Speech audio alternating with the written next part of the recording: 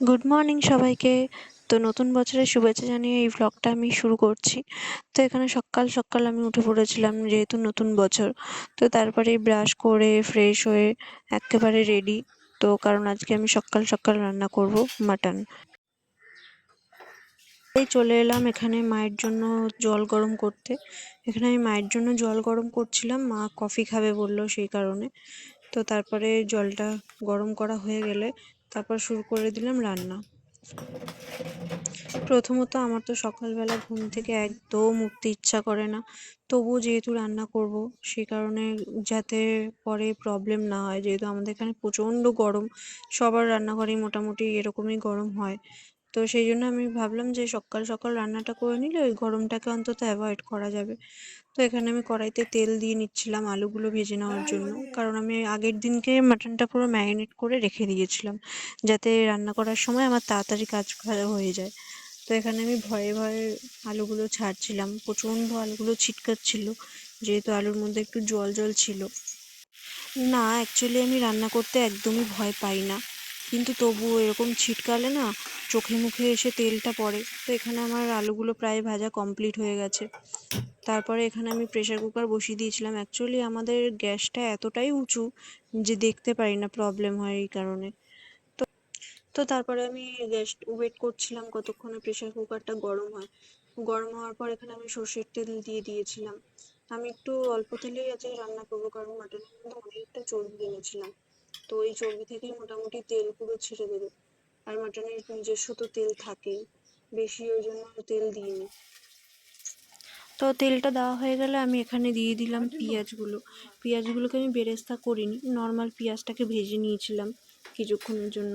পেঁয়াজটা ভাজা ভাজা ভাজা হয়ে যাবে, পেঁয়াজটা ভাজা ভাজা হয়ে গেলেই তারপরে আমি আদা রসুনের পেস্ট, তারপর টমেটো পেস্ট ওগুলোকে অ্যাড করে তারপর মাটনটা দিয়ে আমি ওটাকে কষাতে থাকবো। তো তারপরে এখানে আমি আর স্ট্যান্ড করে ভিডিওটা করতে পারিনি, কারণ ওখানে একটু প্রবলেম হচ্ছিলো ব্লুটুথে। তো এখানে আমি পেঁয়াজটা ভাজা ভাজা করে তার মধ্যে আমি আদা রসুনের পেস্ট আর টমেটো পেস্টটাও দিয়ে নিয়েছিলাম। তারপর এখানে আমি মাটনটাকে দিয়ে ভালো করে কষছিলাম, যাতে করে এক্সট্রা তেলটা এর থেকে বেরিয়ে আসতে পারে। তো এটা হচ্ছে চর্বিটা ছিল, চর্বিটা প্রায় গলে গেছিলো।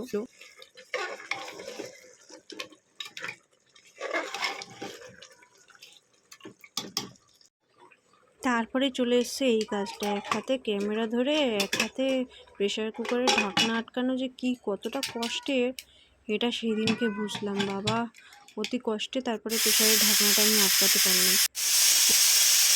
1 2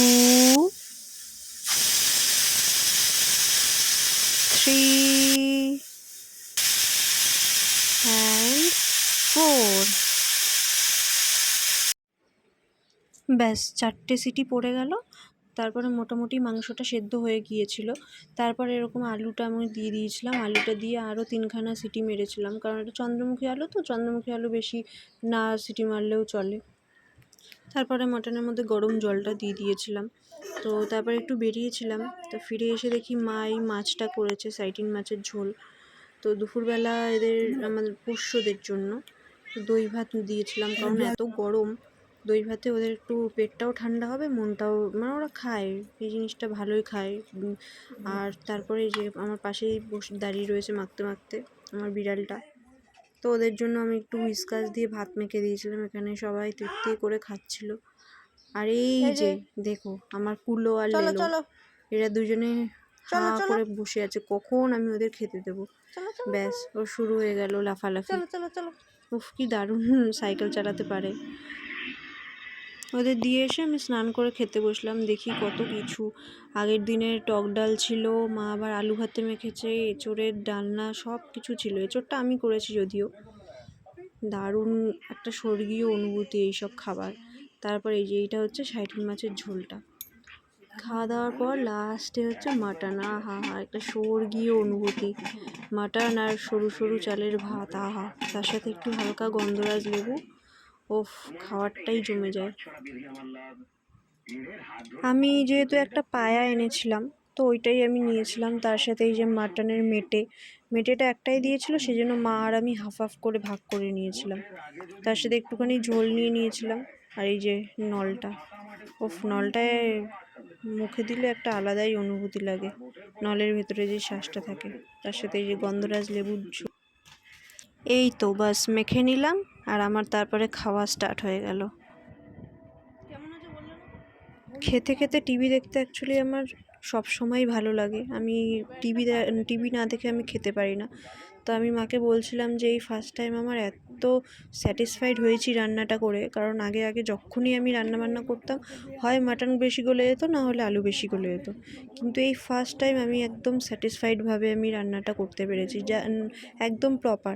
না মাটন বেশি গলেছে, না আলু বেশি গলেছে।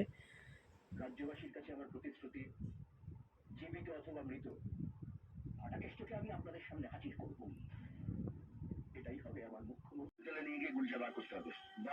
তো দেখো মাটনটা আমি রান্না করেছি কতটা সফট হয়েছে, হাতে দিতেই একেবারে খুলে চলে এলো মাটনটা। তো খাওয়া দাওয়া শেষ হয়ে গেছে। খাওয়া দাওয়া শেষের পর আমি এই তরমুজ নিয়ে বসলাম। তরমুজগুলো তো আলাদা লেভেলের, এত মিষ্টি এত মিষ্টি বলার মতন না।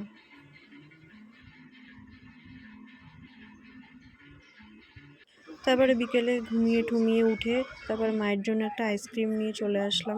আজকের ব্লগটা আমি এখানেই এন্ড করছি। ভালো লাগলে লাইক শেয়ার সাবস্ক্রাইব করে পাশে থাকবেন। Thank you.